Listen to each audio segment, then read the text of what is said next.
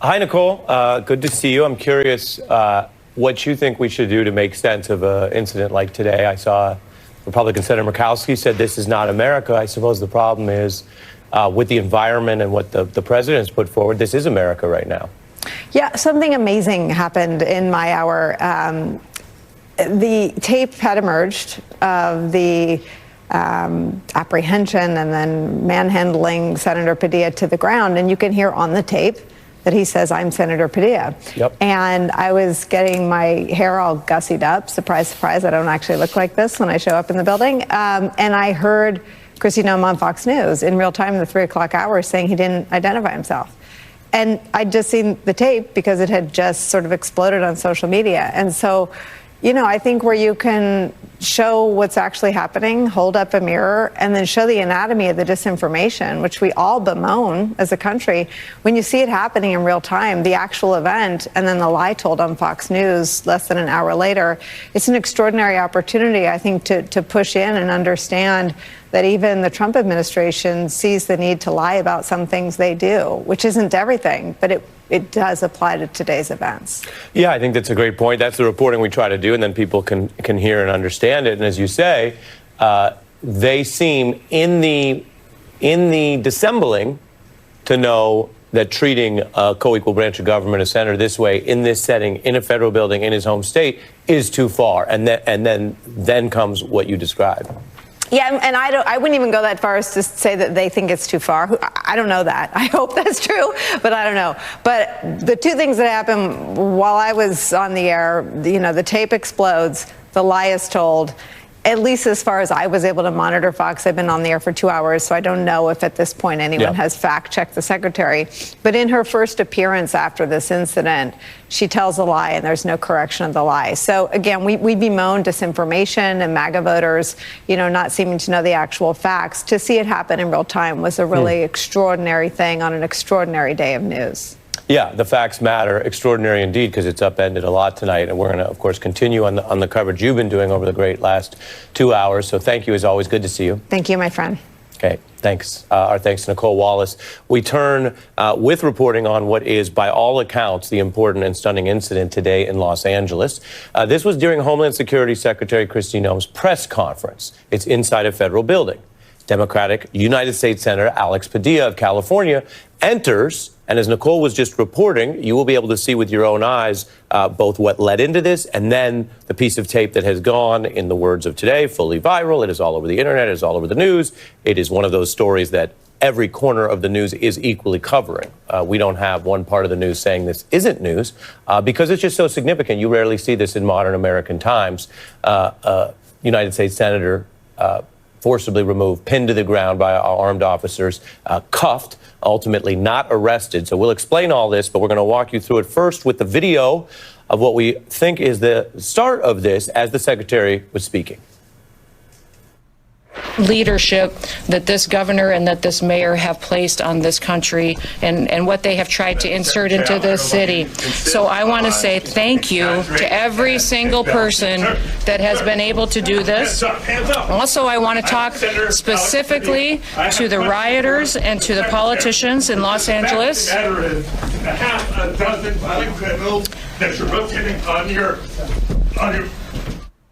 That is the beginning of the incident as we understand it, and it does matter, of course, what was happening and what was said. Indeed, as my colleague Nicole Wallace has reported and just referred to, there is now even some debate and pretty blatant misrepresentations from the Trump administration about what was said in those early moments. The video that I mentioned that's gone fully viral and that you'll see in a moment shows more of that from a different angle. From the audio feed that you heard there, you can't quite make out what Senator Padilla was saying.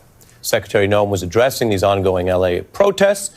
The Times reports that when the senator first entered, he began to question the authenticity of a bank of mugshots behind the secretary. So that was one of the initial points of contention. The two were also supposed to meet today and later did. Now, the senator's office releases this video, which is a different angle of the altercation. You can see it's vertically shot on a cell phone from a different point of view, and it proceeds out of the room beyond what you just saw into agents pushing the United States Senator Padilla to the ground and cuffing him. And sir, Sir, hands up, hands up. I'm Senator Alex Padilla. I have questions for the secretary, because the fact of the matter is a half a dozen violent criminals that you're rotating on your I also want to hands up. specifically how many of our ICE agents have been docked. On the ground. On the ground. Hands behind your back. Hands behind your back. If you don't have my hands, go ahead, put behind my back. All right. Cool. Other hand. Lay flat. Lay flat. Other hand, sir. Other hand.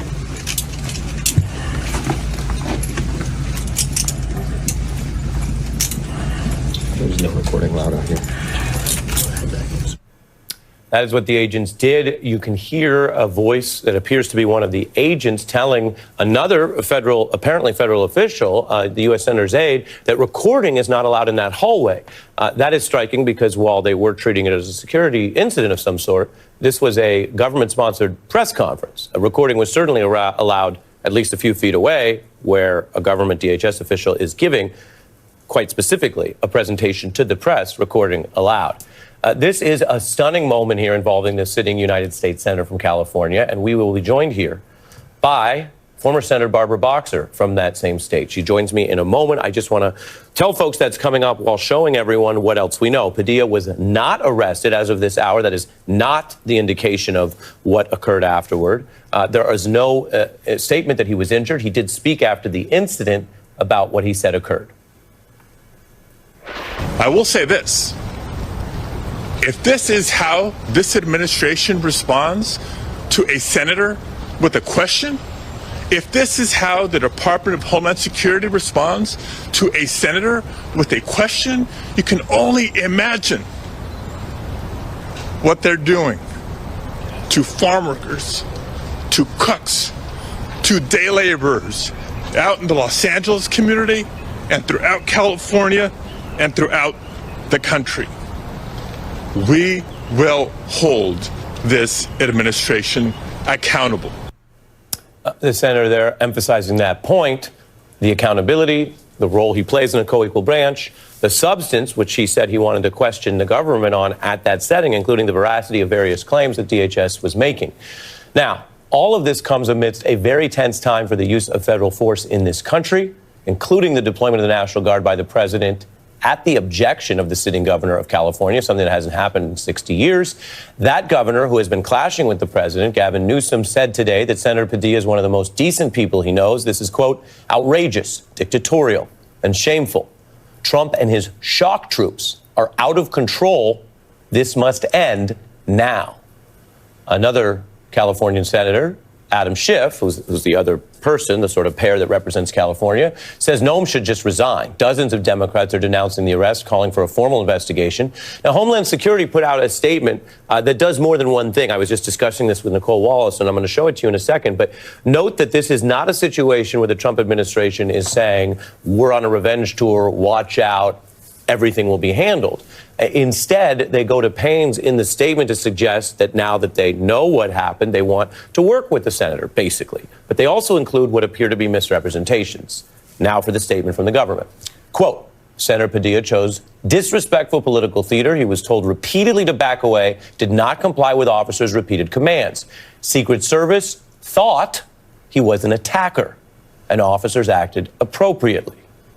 Now, that is a claim that both can be debated. Indeed, we have guests on to test the claim tonight, but also reflects the fact that they apparently know, as Nicole and I were discussing, that treating Padilla that way as a sitting U.S. senator in a co-equal branch of government is totally unacceptable. And thus they are saying maybe he wasn't a senator. Maybe for a moment they thought he was an attacker in the fog of patrol. Here's a still photograph from an AP photographer that shows a bit of that crisis moment. Padilla, there on the right, trying to speak in that setting, several pushing him back. It's quite a day. It's pretty unheard of to see any U.S. senator treated this way. And we're joined now by longtime veteran United States Senator from California, Barbara Boxer. Welcome. Where does this moment today fit into your lived experience as a precedent or an unprecedented thing? And what do you make of the government, the Trump administration's now response to what they did? It's totally unprecedented. When I saw it, I'll tell you what I thought. I thought Russia. I thought North Korea. I held that seat for 24 years, the seat that Alex holds. And for those who don't know him, hopefully you'll get to know him. He is a workhorse, not a show horse. He is a family man. He is a first-generation American who went to MIT, whose parents came over with a green card from Mexico, and they did the toughest labor jobs you could imagine, cleaning houses, doing all of that. And here he is now being treated like a criminal. I view this as not only a physical attack on a United States senator, but an attack on this country, an attack on this Constitution. And if these Secret Service people don't know senators, they need to get into another profession. There's only 100 of us, and he's been there for quite a while. So let's dip into that point. This is troubling. And Senator, your clear statement here is quite striking given your experience. Let's actually dip in journalistically to the point you raised, because I put their statement up. They are asserting, the government's asserting, the agents were treating this as sort of a live action threat, as a potential attacker. And you're saying in your experience, you don't buy that, and that they have and should have some knowledge of the top officials there. Should? It's a prerequisite of the job to know. Listen. Because that's part of what they protect, yeah. When you have pages coming in to the Senate, they have to memorize not only the names, but the faces of all the members. But here's the thing. It's not only those people. I would call them, the way they acted like goons. I'm sure that they're, trying to do their job. But what about the Secretary of Homeland Security? She saw what was going on. She wasn't even scared.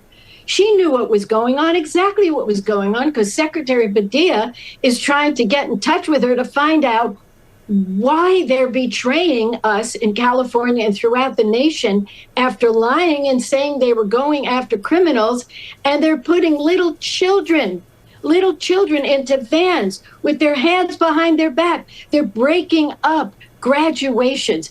They're knocking down pregnant women. One particular one was an American citizen. They're running after people in the fields of California who are picking the strawberries that everybody in the country can eat. We are a huge state. And yes, we have a lot of red areas and blue areas. But one thing we know, we get along because, yes, if someone's a criminal, goodbye. But if they are doing the work and they're sincere, let them alone. And that's all that Alex Padilla, because I know him, he sees in the faces of all these people that are getting harassed, his parents. And he knows how loving they were.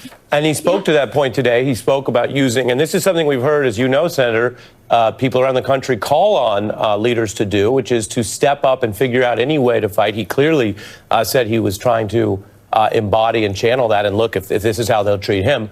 We've been careful today to show the video. The video really speaks for itself in this instance, but also report out the government response from the administration. Here was what the secretary said on Fox in part.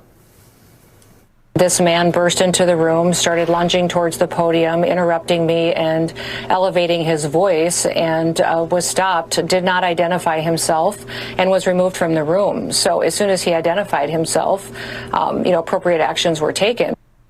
A fact check and then your response. I'll say here in the newsroom, we've consulted the video. We've played it more than once. He identifies himself verbally, and because the attention was on him, the lawyer in me would say it's a reasonable inference that people in earshot could hear him say, I'm the senator, above and beyond the point you raised earlier of that being known. So it's false when she says he didn't identify himself at all. Your response to the rest? Yeah, and again, she stood there. She saw the whole thing happen. She didn't even break her sentence. This man came. She knows who the senators are. She had to go before the Senate for her confirmation. But here's the thing. I did something I haven't done ever since I left. I contacted John Thune today, and I said to him, this is an attack on the United States Senate.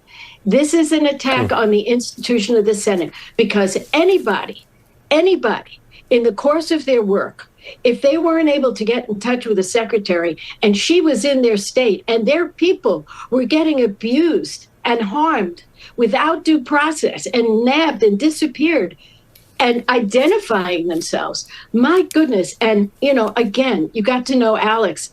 Alex is let me ask you on Senator Thune. You're saying, and again, you have this emeritus role, right? You guys go on the floor. You have a special role. I will say that in public, the Majority Leader Thune has said, quote, he wanted to get the facts and find out what happened before we make any comments about it. The facts are somewhat available on video. Is that an acceptable response to you, or what do you want to hear from him? Well, I'm glad he didn't just do what the Speaker of the House did, which is bow down to the king and say, you know, oh, the senator was terrible. You know, he doesn't know anything that happened. So I'm going to give him the time. But I was happy to write to him. I CC'd Chuck Schumer, and I said, this is wrong for the Senate. We are an equal branch of government. We are doing our work. He is doing his work.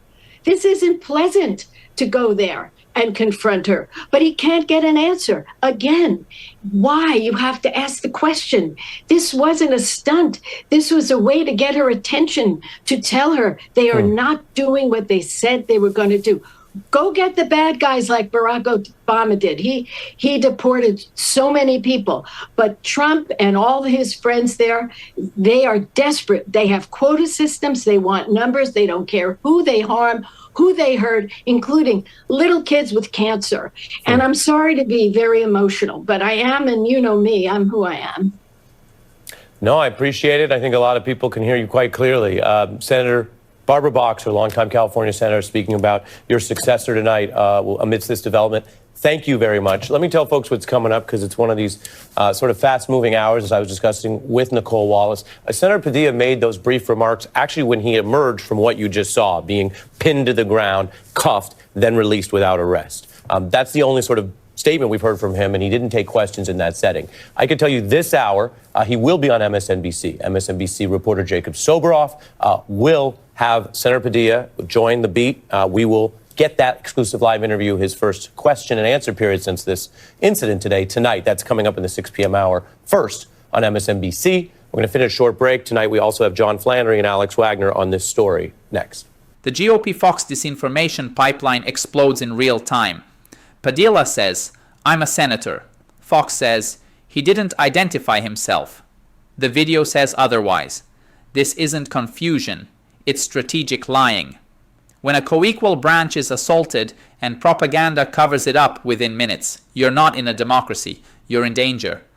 We are back on this extraordinary news day. We are joined by our colleague, MSNBC senior political analyst Alex Wagner, who hosts the Trumpland podcast, who's going to give some thoughts on this. But it's one of those nights, Alex, where I just want to take the incident, and there's already been some government misstatements about the incident. I just want to play for people what happened to the U.S. Senator, and then we'll discuss this on the other side.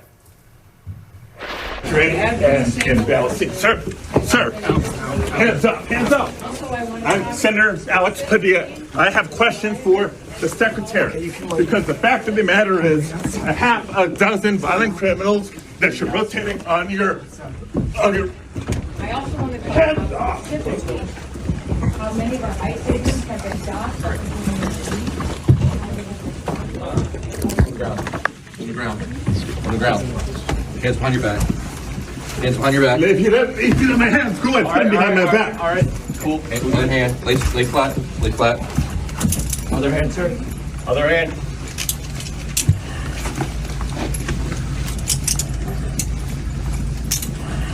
There's no recording loud out here. What are we witnessing? I think on, sort of the initial reaction, which, can't go unstated, is this does represent, in the words of former Secretary Pete Buttigieg, a red line. This has never happened before. We shouldn't accept this. We shouldn't accept a senator or really any other elected official whose job is to provide oversight. I mean, the Senate's role is to advise and consent. I would love to know what the senator was trying to ask Secretary Noem, the rest of that sentence. And he partly said that he alleges there was some misleading material about immigrants that she was presenting. Correct. And there has been a lot of very questionable assertions on the part of that Homeland Security Secretary in particular, right? So that's his role. He's supposed to be doing that. The canard that she didn't know who he was, this is the Homeland Security Secretary not knowing who the senior senator from the state in which her cabinet agency is conducting large-scale immigration raids is laughable. That is inexcusable. We also very clearly hear him say, I am Senator Alex Padilla, right? None of this is excusable. None of this is acceptable. The Trump administration should have to answer for it. And by the way, the American public should be putting the question to him as much as the media. But I will say, Ari, you know, this is what happens when you have an administration that is much more like a dictatorship than it is a part of a functioning democracy, trying to cover up what is effectively an entire reordering of both the American economy and American democracy. I mean, to reach a 3,000 person immigration deportation quota, which is their announced, you know, quota for deportations, you have to involve yourself in every facet of American life. You have to cast dragnets that are so wide that not only are you going to get American citizens, you are going to get people who are an essential part of the fabric of our society, which is why they don't want anybody asking questions. In use of force protocol, there is supposed to be a ladder, and more serious force and deadly force come last. When you have a president who openly urges these kind of crackdowns and the use of force earlier and sometimes against policy, is this what you get? In other words, if you say, oh, well, sometimes people who are disruptive are removed from events, and you want to go that far to the benefit of the doubt, that doesn't usually then involve, after figuring out who they are, if you even want to say some agents were ignorant, then you go in the hallway, why are you handcuffing him? He said he's a U.S. senator, and he's no longer a disruption in the room, or is that the environment that Trump has fomented? Listen, I think you have to look at this as part of a suite of behaviors. A congresswoman, LaMonica McIver, has been charged by the federal government for crimes relating to her job as a person in Congress trying to see what's happening at a 1,000-bed detention facility in the state of New Jersey that is being run by a private prison company. People who ask questions, no matter where they are in government or in American society, are open season for this administration. And I do think the Trump administration saw what it could and did do with Ras Baraka, the mayor of Newark, and a sitting U.S. congressperson. They feel like they can operate with a certain amount of impunity. So when a sitting U.S. senator, the senior Democrat, the senior senator from the state of California, attempts to answer a question, they can do whatever they want to him. Now, I do think she should be asked many times why that level of force, right? Why and how that is justified for someone who's clearly not disturbing anything and identifies himself and is there performing his role as a sitting U.S. senator. Yeah,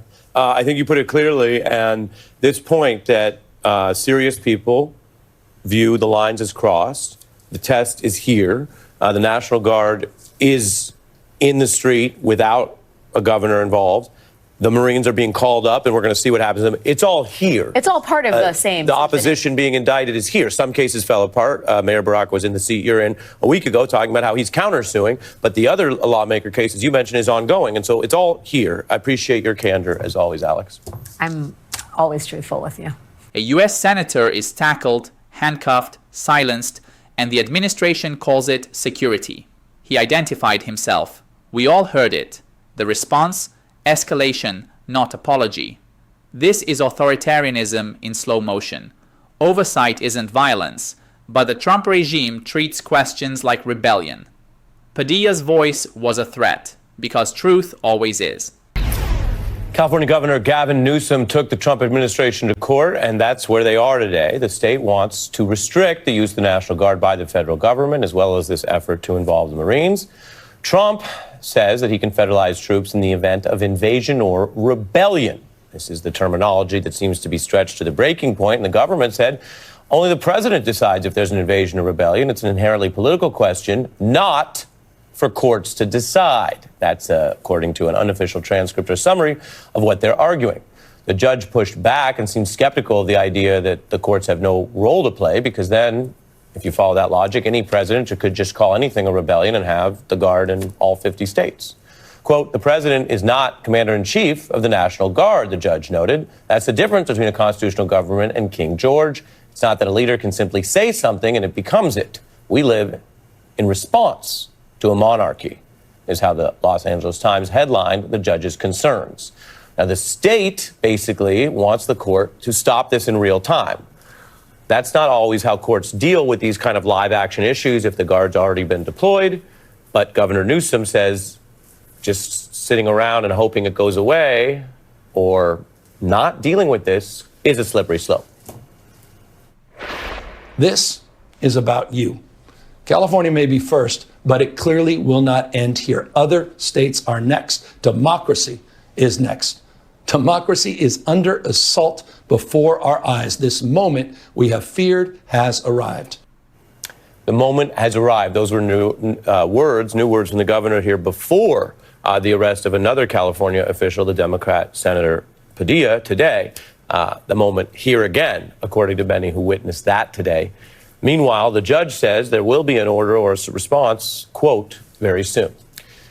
Counselor John Flannery, a former federal prosecutor who's also worked as a congressional counsel in that co-equal branch, joins us. John, what are we witnessing today, and what is the import of what the judge said, sounding at least skeptical of Trump's efforts? Well, I think what we have here is we have a judge who knows the law and knows his position in the tripartite government that we have. And so when the government says, oh, it's up to the president to decide this, excuse me, maybe a first-year law student who is dumb and never read anything could say something like that. But the statute upon which these decisions are made, what one may do with force, is a statute that is subject to review by the judiciary. And yes, it may empower a president to do something, but the judge gets the chance to decide if it's constitutional or not, either by the way it's stated or in its application. In its application in this case, there's none of these things that justify using that kind of force. And so as a result, the judge, I would have thought on the first day, would have said, sorry, textually and every other way, you don't have any authority to do what you're doing. But then on top of it, we see in terms of the way they operate in which the means always justifies, is always there to justify the end. So, for example, when there's talk about maybe we should prosecute the governor, Newsom, who was just on the air, and the answer is they said that, well, he should be arrested, he committed a crime. And then when they confronted Trump, what is the crime? He got elected. Was the same thing true of Padilla today when he got elected? And what about the congresswoman in New Jersey? Yeah. Was she elected? And that's mobster stuff. That's dictatorship stuff. That is not a democracy. And if we wonder why America is in a crisis, it's because if you remove all the laws and all the rules, can we stand in the wind that blows? That's what I've been saying forever, quoting Sir Thomas More in that famous play. And that's where we are now. So what's happening? People are improvising to do the right thing. And so we have a nation that's going to celebrate its resistance to a president who is marching to monarchy, not serving the people as a republic, his oath, or a democracy, his oath. He is not preserving and protecting it. He is destroying it for his own power. And the nation is rightly rejecting the fact that he can have a $40 million birthday party on Saturday. 76% have voted against that. And those people will be in the streets all over America, not doing anything violent, protesting the fact that violence is the rule of law in this nation now under Trump. The judges have a test of their own here. We saw the Supreme Court draw a sort of line on the mistaken deportation of Garcia. And there was testing and there was a lot of brazen claims. But within 2 months, last week, the DOJ yielded. And people can say, oh, it should have been 5 weeks earlier. OK. But it seemed to show that if the Supreme Court actually said no, it mattered. And yet so often, as you know, there's this effort to delay, to off-ramp, to do mootness, all the legal mumbo-jumbo that you and I know, when clearly the testing going on from the Trump side is what can they get away with? Do you think in some sense that requires judges to be more urgent and vigilant? Well, I think that the Garcia case, which you reference, is a perfect example of the fact that the courts do matter, because they backed off saying, oh, I'll bring him home or not. It's up to me. I'm going to leave him there. I'm not going to do it. And then they did. But what did they do to offset it in terms of media and press? They're charging Garcia with a crime. and a prosecutor on the case who has not said why has resigned his office. We've seen this before. We have a whole Justice Department based on it being a tool, a political tool. It makes Nixon's list of enemies look like a party game. This guy he will allow people to be assaulted. He will slander them in ways without truth. He will do all manner of things to run down our opportunity to exercise access to the government by the First Amendment. And that's a lot of what this is, including what happened today. Yeah. This is what the judge said about the king's effort, the monarchies. We've seen now even in protests them saying no kings. Right. The judge says, how is this different than what a monarchist does? He says things, he finds certain things, he does certain things. That's not where we live. We live in response to a monarchy. The Constitution is a document of limitations. It seems that more judges are talking about this the way, frankly, people talk about it sometimes in real conversation or in the streets or on the internet, which is enough already. It cannot be, can it, John, that we have all these rules and limitations, but if the president just says a magic word, he just says rebellion, then he can rule with force, federal force over these lands. It cannot be, can it? No, it cannot be. And Governor Newsom put his finger on it when he said, basically, we have an inert Congress. If all those people who saw this for what it is, that is a compromise, a threat to our democracy, were to go out and speak all around this nation, since they don't get a thing done on the Hill, because you saw what happened with the sanctuary city things today. Children in kindergarten act better than the Republicans who were trying to force to get the answer they wanted to prove their case. And they couldn't get it because we have such skilled and competent and terrific people who are governors of these states. And so that's our challenge. Yeah. And I believe that the courts and what happens with we the people, the starting point of our Constitution, and those members of Congress who get some nerve and go out and do what they're supposed to do and haven't done, I believe that's how we're going to crush this motion to become an autocracy. Right, and to go full, be, and that's where we're going to be. To go full autocrat on a week where the use of federal power and force is clearly under scrutiny. John Flannery, thank you. The counselor mentioned Senator Padilla. He is the exclusive guest speaking first here on MSNBC Live. Next. Governor Newsom is right. This isn't policy. It's tyranny dressed as law enforcement. Trump's team declares itself sole arbiter of rebellion, deploying troops without oversight. The judge says no king rules here. But MAGA's logic is terrifyingly clear. Say rebellion, crush dissent, then dare democracy to stop you. Breaking news here. All eyes have been on Democratic U.S. Senator Alex Padilla since he was forcefully ejected and handcuffed from a DHS briefing today, an incident that has sparked outrage and concern across Washington and the country. He spoke briefly after leaving that building, but now is on MSNBC for his first exclusive question and answer interview. Jacob Soboroff, who's been covering the story for us, is with the senator. Jacob? Ari, thank you very much. I'm joined right now by Senator Alex Padilla. Senator, thank you so much for joining us live on MSNBC. First question, how are you? We all watched the video. We saw you taken to the floor by those agents. How are you doing? Yeah, look, I'm okay. I've been on the phone off and on with kids, right? Because my kids, travels fast in this day and age with technology, make sure they're okay. But I think most importantly is the outrage that I hope people feel. If this can happen to a United States senator for having the audacity to ask a question of the Secretary of Homeland Security, the same questions and requests for information that we've had, not just the last sort of week or so of the activity in Los Angeles, but since the beginning of the administration, then just imagine what can happen to anybody in the country, for that matter. We heard from you briefly at the press conference after you came outside of the federal building in Westwood. We've heard more extensively from Secretary Noem and the Department of Homeland Security, and I want to just tell you a little bit, because I'm sure this has been a whirlwind, about what they've been saying. Secretary Noem said that you, quote, lunged towards her at this press conference. The Department of Homeland Security said the Secret Service believed that you were an attacker, and the Department of Homeland Security called this political theater. What's your response, and what's your version of what happened? Well, first of all, that's ridiculous. It's a lie, but par for the course for this administration, right? So here's the stage. Look, I was in the federal building here in Los Angeles for a scheduled briefing. just as when my colleagues and I had to go all the way to Guantanamo Bay to begin to get information about that facility being used as a detention facility, they've been non-responsive to requests for information. And so I had scheduled, they approved a briefing with representatives of the Northern Command in that federal building. We were there prior to the 10:30 original appointment date when we caught wind that Secretary of Homeland Security is going to be down the hall at a press conference. And our briefing was now delayed because of that press conference. So since the Secretary has been non-responsive, I figured let me go over and listen to what she has to say. Maybe we can glean some information here.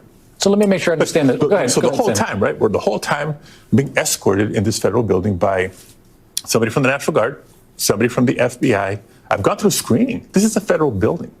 And so tell them, let's go listen to the press conference. They escort me over to that room. And I'm sitting in the back of the room behind the cameras, behind the reporters, listening. And at one point, it was just too much to take. Not the first, but the second attack on the political leadership of California and this notion that Donald Trump and Kristi Noem have to come in and rescue the people of Los Angeles from Gavin Newsom and Karen Bass. It was too much. And so I spoke up. I introduced myself. And said I had a question. Look, they said I wasn't wearing my pin. My polo says United States Senate. There was no threat. There was no lunging. I raised my voice to ask a question, and it took, maybe half a second before multiple agents were on me. The video clearly shows, and you can hear on the audio, that you identify yourself as Senator Padilla. She said you barged into the room, or you basically broke into the room. I'm paraphrasing here. Just set the record straight on that. Yeah, I didn't barge into the room. As I mentioned, I was in a different conference room, a couple doors down the hall. I let it be known I'd like to go listen to the press conference. The folks that were escorting me in the building walked me over. I didn't even open the door. The door was open for me. And I spent a few minutes in the back of the room just listening in until the rhetoric, the political rhetoric, got to be too much to take. So I spoke up. Have you seen the video yet? Well, you can look here, Senator. Have you actually watched it yourself? When you watch this, and let's go through this together. Describe to me what you're seeing. What's happening here? Yeah, again, multiple people forcibly removing from the room. I know I was trying to do two things at once, try to get my question out while trying not to lose my balance. They first asked me to, get down on my knees. Like, growing up where I grew up, you know what happens if you don't obey law enforcement. And so I began to go on my knees to the extent that they would let me, because they were literally handling me at the same time. And it went from getting on their knees to flat on the floor, which I tried, but wasn't able to easily because of the folks handling me. They put handcuffs on me. So yes, I was handcuffed. These are FBI agents. Did they tell you who they were? They wouldn't identify themselves. And I kept repeatedly asking themselves, why am I being detained? No answer. Why am I being detained? No answer. Why am I being detained? No answer. Then they get me back up on my feet and we start walking. Don't tell me where we're going. You were handcuffed at this point? Absolutely. Am I being led back outside? I don't know. Am I being taken to a cell? I don't know. They were not communicative until somebody from, I'm sure, Secretary Noem's team figured out I was who I said I was and finally said, let him go. And so they let you go. They took the handcuffs off. What happened next? There were reports that you met with Secretary Noem for 15 minutes after the press conference was over. So this is a little surreal. So they took the handcuffs off. The person that came over said, well, if you'd like to meet with the secretary, you can do so after the press conference is over. Sure. I've been dying to get information from the department for months. I'll take this opportunity and see what I can glean. Then I was asked, but the other briefing that you're here for, the previously scheduled briefing, would you still like that briefing? Of course. That's why we came. That one never happened because the representatives from Northern Command left and again, didn't give us an excuse. So hoped for another opportunity to learn from them. Like, again, what's the mission of the National Guard here? What training have what's normally state National Guard is now federalized National Guard service women and men, if they're going to be out in communities, if they're going to be interfacing with civilians. This is not a normal job for them. And by the way, they're being taken away from other critical missions in the state of California to do this function. Now we hear the Marines are coming. For what purpose? What's the mission? What type of training preparation have they had? Did you get answers to any of these questions? None. And so, again, did have an opportunity to sit with the Secretary Noem for a few minutes. You think she might have started the meeting with an apology of what happened. Of course not. And so I began to ask the question I was trying to ask in the press conference. For all the touting of the Trump administration of going after violent criminals, I told her, there's no disagreement there. If that's all you were doing, there would be no debate, there would be no discussion. But what's happening in reality is far different than that, because we hear story after story after story of non-violent migrants who, many are working in very essential jobs for our economy, being rounded up, right? The cruelty with which they're doing this, the increased cruelty with which they're doing this, escalating here in Los Angeles over the course of the last week. You don't need flashbangs, when you're trying to target one person.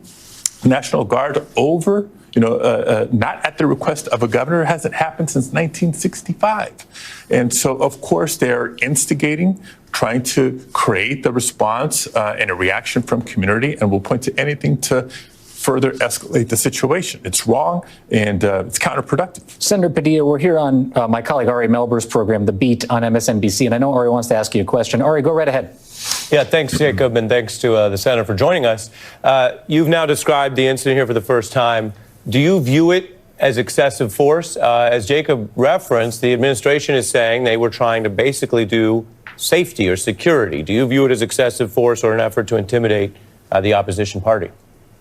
Look, personally, I think it was excessive. I was in no way, lunging or threatening in any way. Again, consider where we were, in a secure federal building. I was being escorted. So definitely an overreaction, uncalled for, but it's not about me. Again, this is the biggest point. It's not about me. If they're willing to do this to me, a United States senator representing the state of California, just to imagine how it's going with their immigration enforcement on the streets when they show up at restaurants and are trying to detain a cook, or outside a Home Depot trying to detain a day laborer, or on the fields in Oxnard a couple of days ago detaining farm workers. You can just imagine. But that's a tone and approach that this administration has chosen to take. In many cases, I'm convinced it's unlawful and unconstitutional. And I have to do my job as a senator to insist on information and accountability and the rule of law.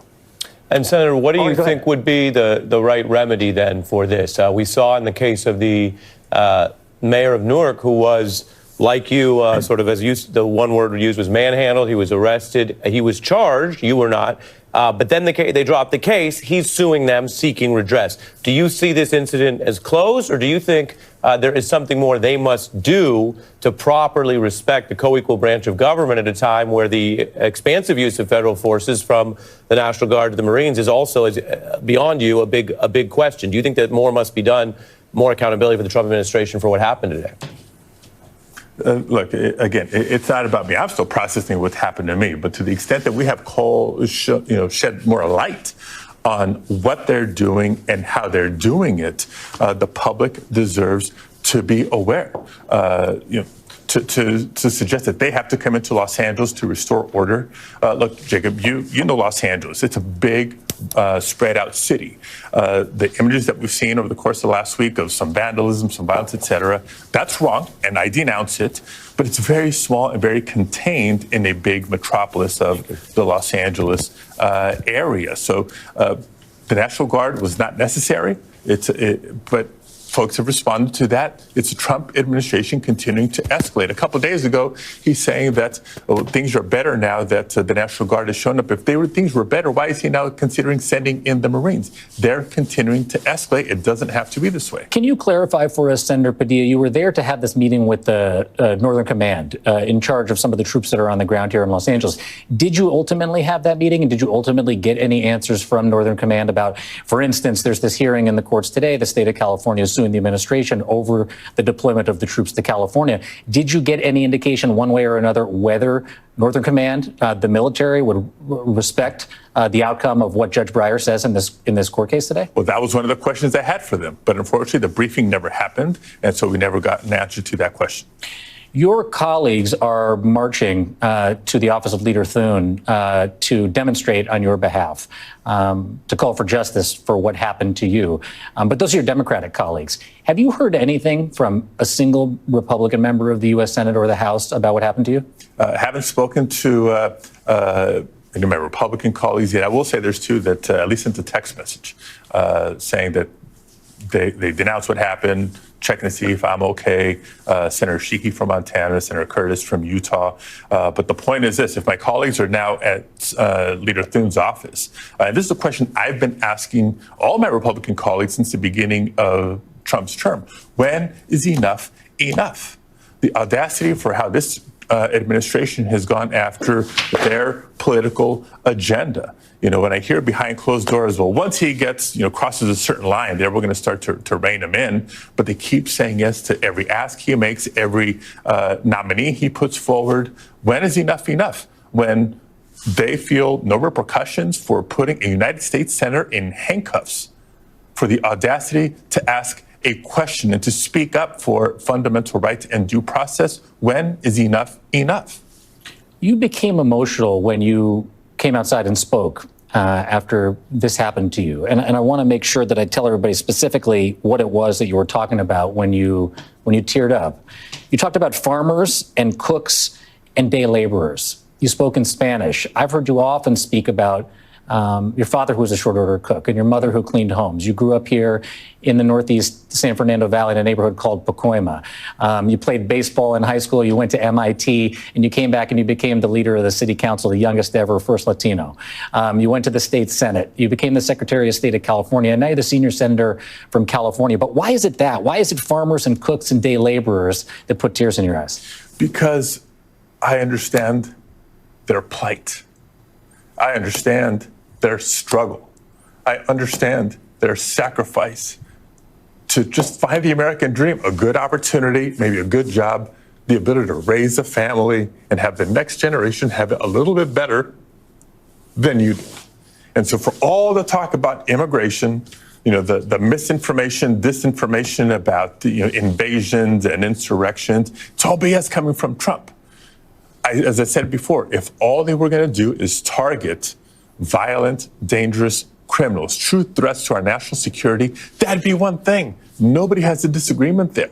But what's happening in practice is so many, yes, maybe undocumented immigrants, but who are otherwise law-abiding, peaceful, and hardworking. To think this administration changed policy for federal agents to enter schools, houses of worship, let alone workplaces. If immigrants are that bad, why is that where you're looking for them? And as I take a step back and take a deep breath, I get to remind everybody, this is the state of California. Not only the most populous state in the nation, the most diverse state in the nation, home to more immigrants than any state in the nation, mostly documented immigrants, legal immigrants. But yeah, there's a good number of undocumented immigrants. But this is also California, that's the largest economy of any state in the nation, fourth largest economy in the world. It's not despite the immigrant population, it's because of the contributions of so many immigrants as a workforce, as consumers, as entrepreneurs. If your interest is in improving safety of communities, facilitating thriving communities and economic growth, this is something to embrace, not to attack. But sadly, Donald Trump has had it since the first time he came down the escalator at Trump Tower before the 2016 election. Your mom and your dad were both immigrants from Mexico. When you look at the protesters on the streets that are standing up to, they started on Friday against the ICE raids. Now they're out there against the National Guard and against the Marines coming to the streets. Do you see yourself? Do you see your mom and dad and the protesters that are out there pushing back against this administration? Yeah, I see not just families like mine, but families like most of the families that I grew up with. All right. And that was me back in 2006 during one of the many waves of a push for the modernization of our immigration laws. That was me in 1994, fresh home from college when we had Proposition 187 on the ballot here in California, a precursor to a lot of the Trump anti-immigrant rhetoric when then Governor Pete Wilson, down in the polls, up for re-election, chose to play that immigrant scapegoating card. It was that measure that caused people like my parents who had been here literally for decades with no sense of urgency to naturalize and become citizens to finally do so that they could register and vote, realizing that while their past may be in another country, they were firmly established here, their future was here, and they ought to assimilate completely.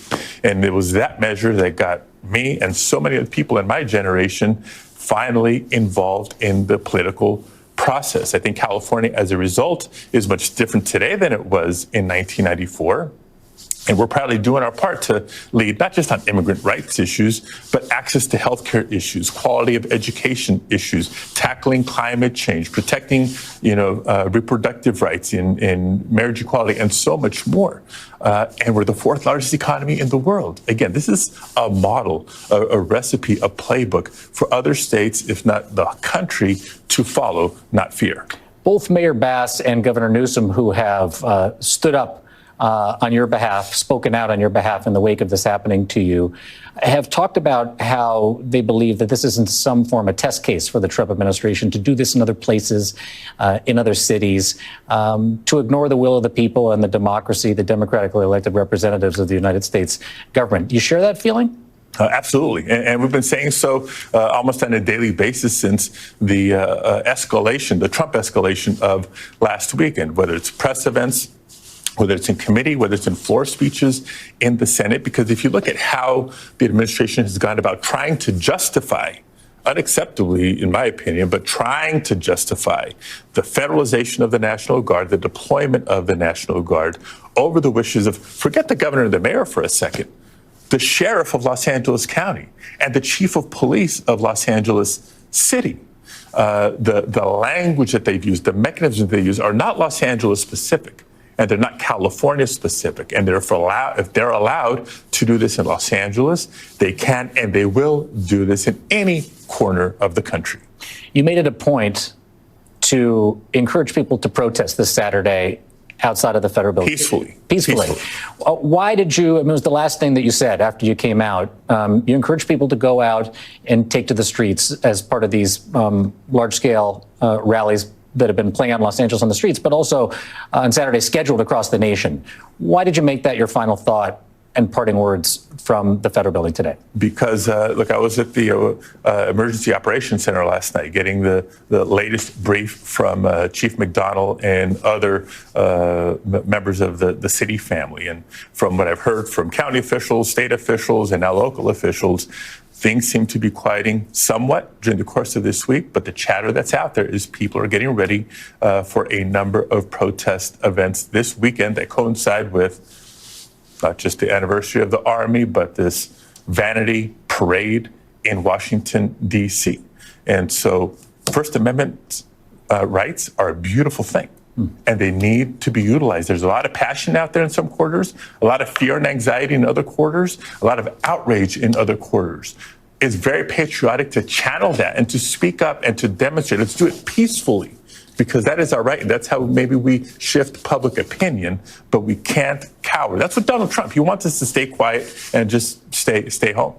I know you spend your weekends here in Los Angeles. You're going to be out there this weekend on Saturday? We'll see, because given the developments of today, we'll see how folks are feeling. And physically, I just want to, before we go, are you doing okay? Are you hurting? How are you feeling? I think the adrenaline is still rushing right now, so we may not know till tomorrow. Senator Alex Padilla, thank you so much for joining us here first on MSNBC. Really appreciate it. Thank you. Padilla's first-hand account is stunning. Escorted, identified, unarmed, yet thrown down like a threat. No answers, no apologies, no justification. This wasn't security, it was suppression. If a U.S. senator is cuffed for asking a question, what happens to immigrants, to workers, to protesters? This is how fascism knocks. Quietly, then violently. What we just witnessed wasn't a misunderstanding. It wasn't a security lapse. It was a televised authoritarian stunt. a chilling glimpse into the kind of America Donald Trump and his enablers are proudly building. A sitting U.S. Senator, Alex Padilla, forcibly dragged to the ground by federal agents, handcuffed, silenced, and smeared, all for asking a question. Let that sink in. This wasn't some unruly protester. This was the senior senator from California, MIT educated, the son of hard-working immigrants, standing in his home state, in a federal building, in his constitutional capacity. And for daring to challenge the administration's propaganda parade, Padilla was treated like a criminal. That is not democracy. That is fascism in a business suit. The fact that the Department of Homeland Security and Trump's press machine immediately rolled out a lie, a laughable claim that Padilla lunged at the podium, that he didn't identify himself, that Secret Service mistook him for a threat, makes this all the more repulsive. The video says otherwise. America watched in real time as Padilla repeatedly identified himself, calmly stated his question, and was crushed under the weight of state power. The Trump team didn't even bother to lie well. They just lied fast. That's all that mattered. And here's the kicker. Fox News repeated those lies on air, even after the tape went viral. This wasn't just disinformation. It was a coordinated assault on truth. Within the hour, reality had already been rewritten. That's not a free press. That's a propaganda network for a would-be strongman. Senator Barbara Boxer said it best. This felt like Russia or North Korea, and she's not exaggerating. In fact, it's an understatement. Because even in Putin's Russia, opposition senators don't always get manhandled on camera in broad daylight. Trump is testing the system. And guess what? He's not facing enough resistance. From the cowardly silence of GOP senators to the tepid "we need more facts" dodged by Republican leadership, we're watching the normalization of political violence. Today, it's Padilla. Tomorrow, it's a congresswoman, then a journalist, then a judge, until there's no one left. Let's be clear, this is not about national security. Trump is not protecting America. He's deploying military assets like chess pieces, not to safeguard citizens, but to intimidate, dominate, and crush opposition. The National Guard deployed over the objections of the governor, Marines next. This isn't protection, this is a dry run for martial law. What Senator Padilla exposed, intentionally or not, is how fragile the line really is. One raised voice, one question, one inconvenient truth, and the government's boot is on your neck. And when you're brown, when you're the child of immigrants, when you remind them of everything they're afraid of, your voice becomes a threat. Padilla didn't just stand up for immigrants. He became the symbol of every farm worker, every cook, every day laborer this administration targets with ICE raids and terror. And the message from Trump's enforcers was crystal clear. Shut up, sit down, know your place. But here's what they don't understand. Padilla won't sit down. California won't be bullied, and Americans won't forget. This moment, caught on tape, dissected on air, etched into our conscience, must be a turning point. We must resist the urge to normalize. We must resist the gaslighting, the Fox News spin, the GOP complicity. This is not how a democracy behaves. This is how an autocracy grows, through silence, shrugging, and delay. We stand with Senator Padilla. We stand with truth. And we call on every American, Democrat, Republican, Independent, to ask the question Padilla dared to ask: when is enough enough? Because if they can do this to a senator, imagine what they're already doing to the rest of us.